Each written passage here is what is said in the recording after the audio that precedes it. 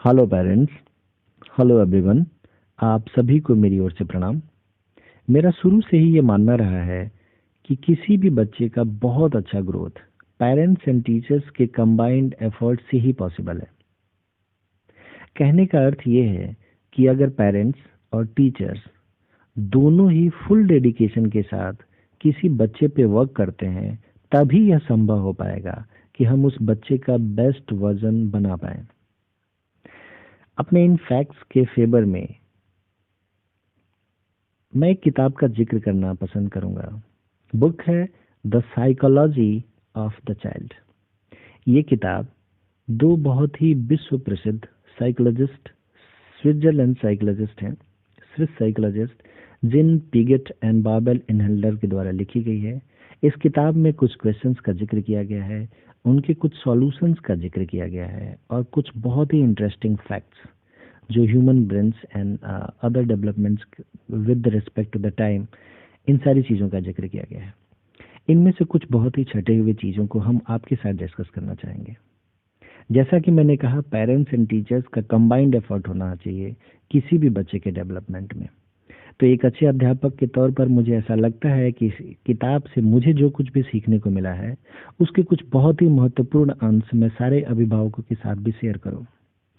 एक बात हम अभिभावकों को भी और हमारे स्कूल को भी, सारे टीचर्स को भी ये समझनी होगी कि बच्चे के डेवलपमेंट में जो दो बहुत महत्वपूर्ण कड़ियां हैं, पेरेंट्स का और टीचर्स का, इन दोनों की उपयोगिता अलग अलग है। सीखने की प्रक्रिया में दो बहुत महत्वपूर्ण बातों का योगदान है। फर्स्ट, सीखने के लिए तैयार होना, एंड देन लर्निंग। अब सीखना है, पहले सीखने के लिए तैयार होना होता है, और जब आप तैयार होते हैं मेंटली सीखने के लिए, तब कोई सिखाने वाला गुरु की जरूरत पड़ती है, किसी टीचर की जरूरत पड़ती है जो अब आपको सिखा दे। तो जो सीखने के लिए तैयार होना है, ये रिस्पॉन्सिबिलिटी पेरेंट्स की है। बच्चे चूंकि मोस्ट ऑफ द टाइम घर पे रहते हैं, तो वो जैसे भी एम्बियंस में रहेंगे, जैसे भी एटमॉस्फेयर में रहेंगे, जैसे भी बच्चों के साथ पेरेंट्स और उनके गार्जियंस और उनके सोसाइटी का इंटरेक्शन होगा, वैसे उनकी सीखने की क्षमता और वैसे उनके सीखने के लिए तैयार होने का ढंग उसी पर डिपेंड करेगा। तो that is why this is the sole responsibility of parents. And then आता है टीचर्स एंड स्कूल, जिसमें हम उनको एक ऐसा एम्बियंस दें, हम उनको क्लास का एटमॉस्फेयर ऐसा दें कि उनमें वो अच्छे से अच्छे सीख पाएं। हमारे सिखाने का तरीका, जो भी हमारे टीचिंग मेथड्स हैं, वो इतने इंटरेक्टिव एंड फन लर्निंग हो कि बच्चे का सीखने के प्रति रुझान ज़्यादा हो। ये विद्यालय का भी है, और टीचर्स के पास उस तरीके का टीचिंग स्किल्स भी होना जरूरी है। हम आपको आश्वस्त करना चाहेंगे कि विद्यालय पूरी कोशिश कर रहा है इस चीज़ को और ज़्यादा डेवलप करने की।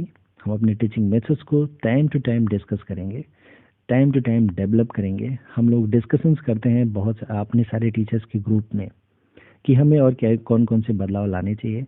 उसी बदलाव का भी एक पार्ट है इस बुक को रीड आउट करना और ये सारी साइकोलॉजी एंड चाइल्ड अपब्रिंगिंग को पढ़ना और आपके साथ शेयर करना।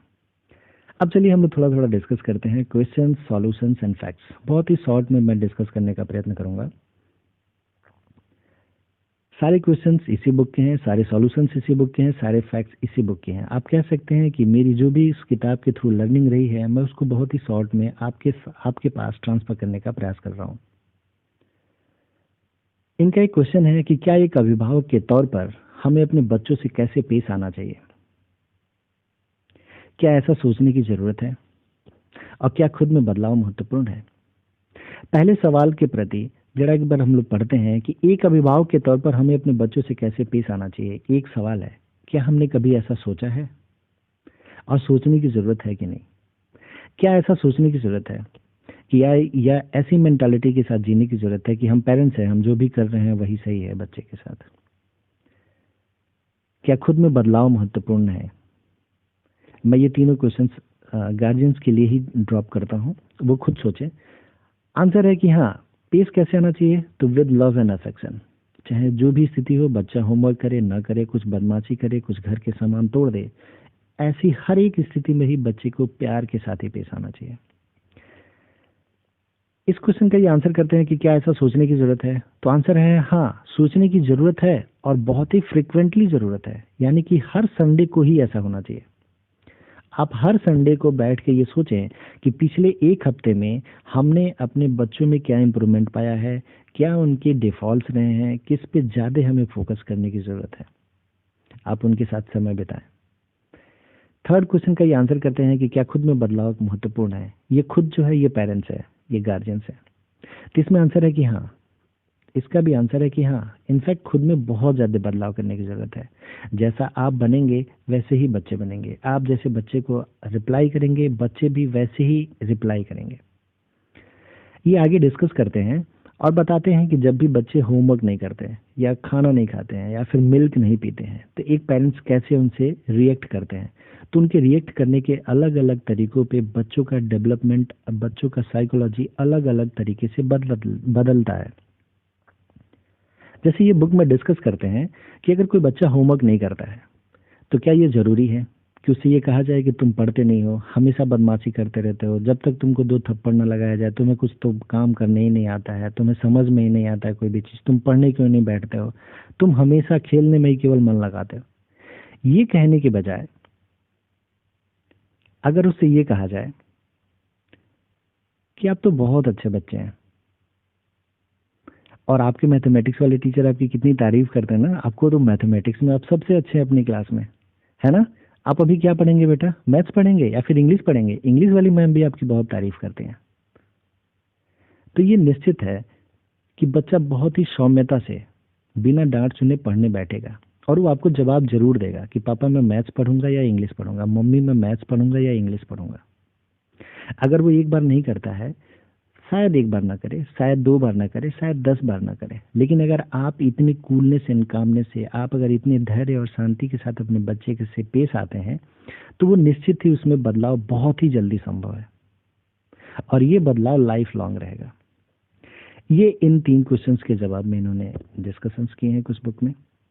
कुछ फैक्ट्स हैं जो हम लोग का लास्ट पार्ट है, कुछ फैक्ट्स हैं जो इन सारे फैक्ट्स को बहुत ज़्यादा फेवर करते हैं।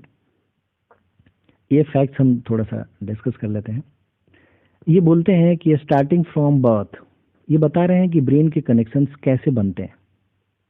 तो बोल रहे हैं कि स्टार्टिंग फ्रॉम बर्थ, जन्म से ही children develop brain connections through their everyday experiences.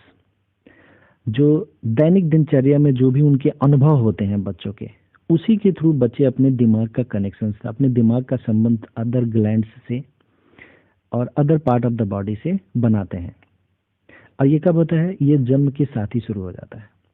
मतलब दिमाग का जो भी संबंध है, जो भी कनेक्शंस है हमारे अदर ग्लैंड से, other parts of the body से, वो जन्म से ही शुरू हो जाता है।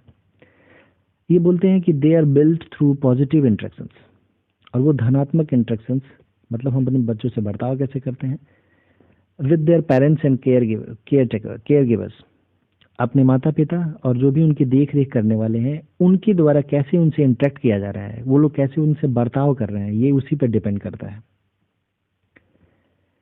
नेक्स्ट एक पार्ट में ये बताते हैं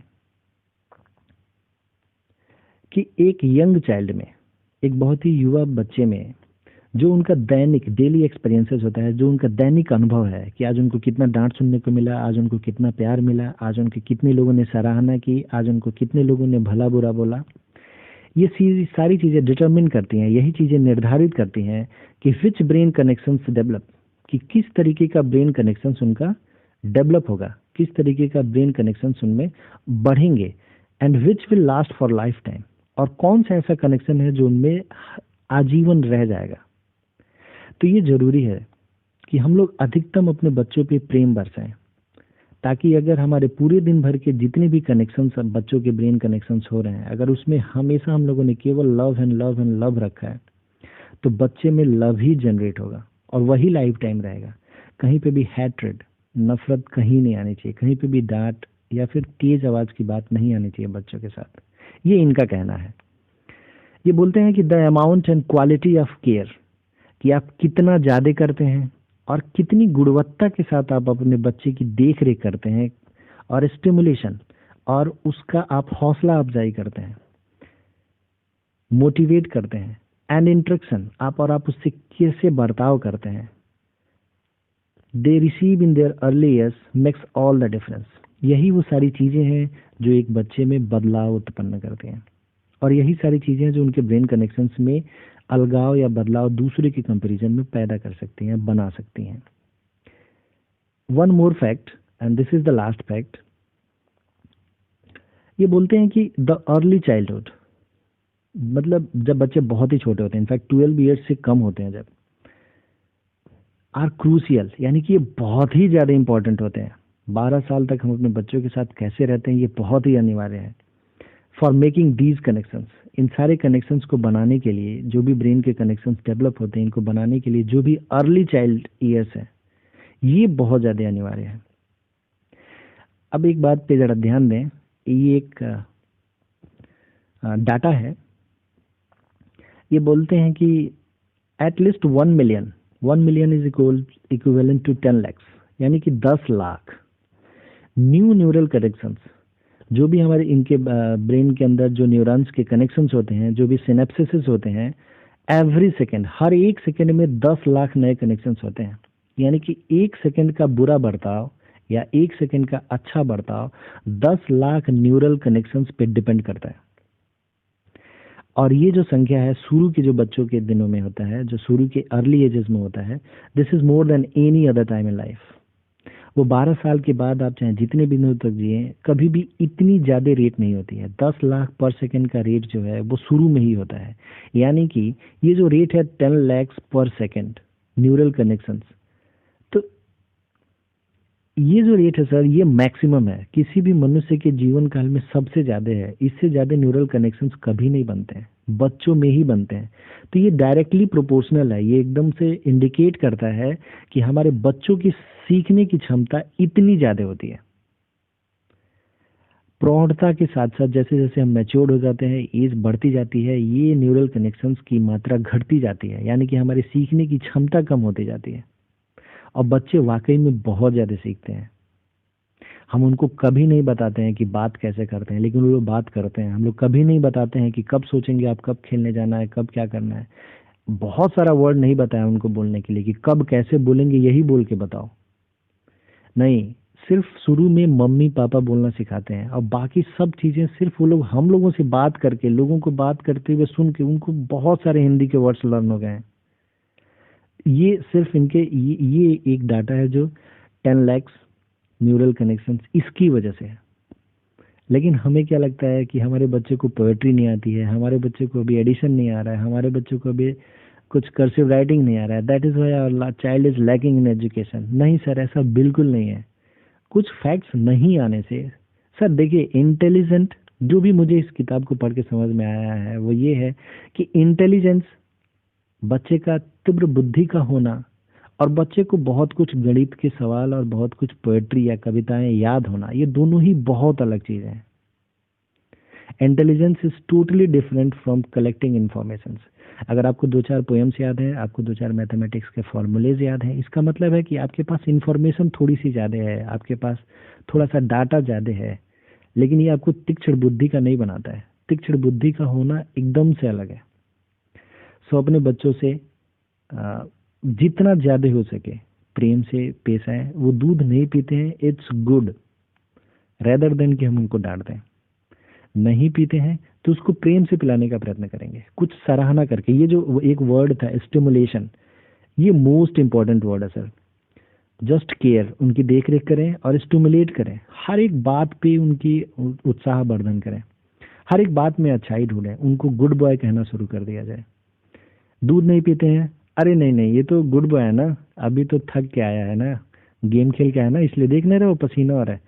अभी बाबू को जो 2 मिनट में पसीना सब कुछ खत्म हुआ, टॉवल लाओ तो जरा, इसका पसीना पोंछते हैं। अभी बाबू का जो पसीना खत्म हुआ, तुम दूध रख दो ना यहीं पे, अभी देखो पी लेगा। सिर्फ पसीने की तो बात है ना बेटा, ऐसा ही है ना।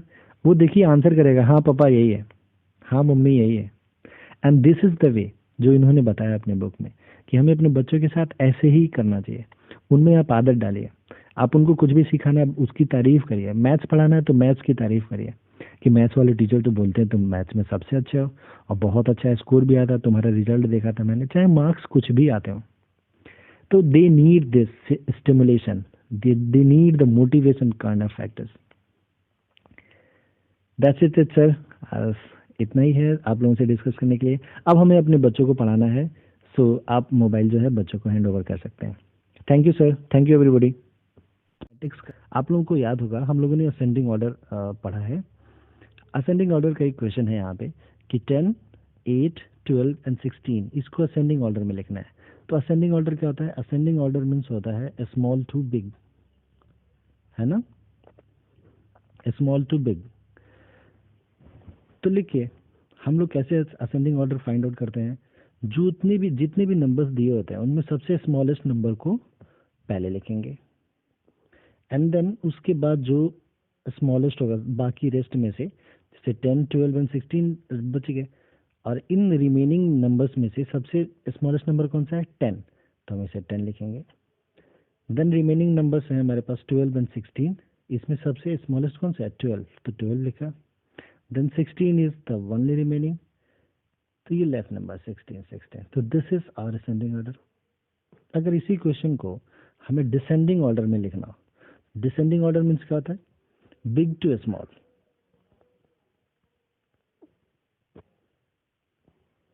बिग टू स्मॉल मीन्स सबसे पहले बिगर नंबर आएगा एंड देन वो धीरे धीरे क्या होगा? डिक्रीज होता जाएगा। ओके, तो which is the biggest number? 16, तो 16 लिखेंगे। एंड देन जो भी रिमेनिंग नंबर्स है हमारे पास 10, 8 एंड 12, इनमें सबसे बिगेस्ट कौन सा है? 12, तो ये 12 लिखा। एंड देन अब जो दो रिमेनिंग नंबर्स है 10 एंड 8, इनमें सबसे बिगर नंबर कौन सा है? 10, तो 10 लिखा।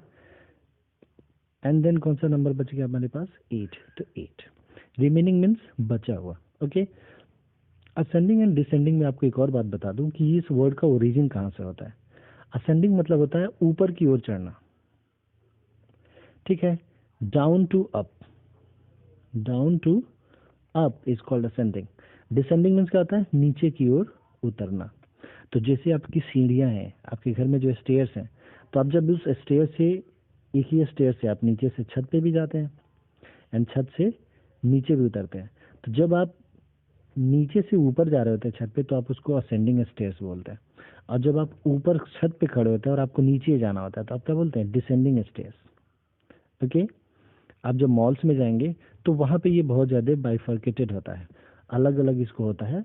ऊपर चढ़ने की जो स्वचालित सीढ़ियां होती हैं जो खुद से ही चल रही होती हैं, एस्केलेटर्स, तो उनको बोलते हैं असेंडिंग एस्केलेटर्स, मतलब ऊपर जाने वाली एस्केलेटर्स। एंड जो नीचे आने वाली एस्केलेटर्स होती हैं उनको बोलते हैं डिसेंडिंग एस्केलेटर्स। ओके, चलिए नेक्स्ट कंसेप्ट है अपना greater than, smaller than and equals to. सबका साइन देख लीजिए। ग्रेटर देन का साइन कैसा होता है? ऐसा। स्मॉलर देन का sign this one, and equals to का साइन दिस वन। सबका यूज कर लेते हैं। जैसे आपके पास अगर दो नंबर्स हैं, अब दोनों नंबर में आपको कंपेयर करना है कि कौन सा नंबर बड़ा है और कौन सा नंबर छोटा है। तो इस साइन को कैसे हम रखते हैं? ये जो पॉइंटेड पॉइंटेड पॉइंटेड पोर्शन है ये हमेशा स्मॉलेस्ट नंबर की तरफ रहता है, और ये जो ओपन पोर्शन है, ठीक है, इस ओपन पोर्शन को हमेशा किधर रखते हैं? बड़े नंबर की तरफ रखते हैं। यानी कि 5 एंड 3, तो 5 इज ग्रेटर देन 3। कैसे रीड आउट करते हैं इसको? 5 इज ग्रेटर देन 3। इस साइन को क्या रीड आउट करते हैं? Greater than. तो 5 इज ग्रेटर देन 3, यानी कि जो भी हमारा इस साइड का नंबर होगा जब वो इस साइड के नंबर से बड़ा होगा, यानी कि जो भी हमारा लेफ्ट साइड का नंबर होगा, ये लेफ्ट साइड में है ना, तो जो भी हमारा लेफ्ट साइड का नंबर है, अगर ये लेफ्ट साइड का नंबर इस राइट साइड के नंबर से बड़ा है तो इसमें कौन सा साइन लगाएंगे? Greater than. वैसा ही आइए स्मॉलर देन में क्या करते हैं? जब हमारा लेफ्ट साइड का नंबर राइट साइड के नंबर से छोटा होता है, स्मॉल होता है, तो हम इसमें कौन सा साइन लगाते हैं? Smaller than. इस साइन को क्या पढ़ते हैं? Smaller than. तो 2 इज स्मॉलर देन 6। कैसे पढ़ना है? इसको 2 पढ़ेंगे, इसको स्मॉलर देन, और इसको 6, तो ऐसे पढ़ेंगे 2 इज स्मॉलर देन 6। डन। अब जब दोनों ही नंबर्स बराबर हो, LHS और RHS दोनों ही नंबर बराबर हो, तो इनमें कौन सा साइन लगाएंगे? Equals to. तो 2 इज इक्वल्स टू 2। डन। तो इस तरीके के हम लोग क्वेश्चंस कर सकते हैं। यानी कि हमें करना क्या होता है फाइनली, दो नंबर्स अगर दिए हो हमको 15 एंड 18, और इनके बीच में कोई साइन लगाना हो तो हम कैसे लगाएंगे? हम देखेंगे कि जो LHS का नंबर है 15, ये तो स्मॉल है एज कंपेयर टू 18, तो इसमें कौन सा सिग्नेचर आ जाएगा? कौन सा साइन आ जाएगा?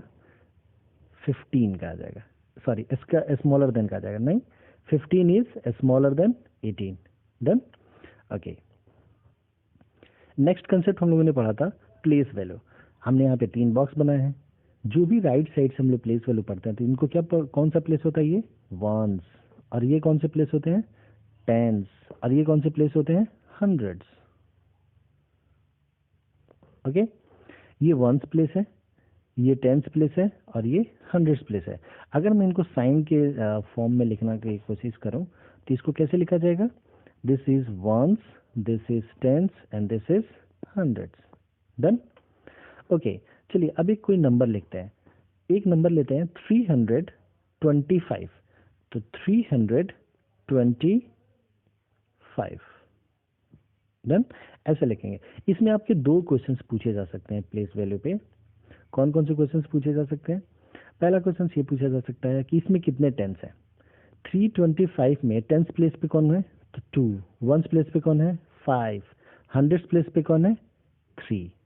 डन, ये क्वेश्चन पूछा जा सकता है।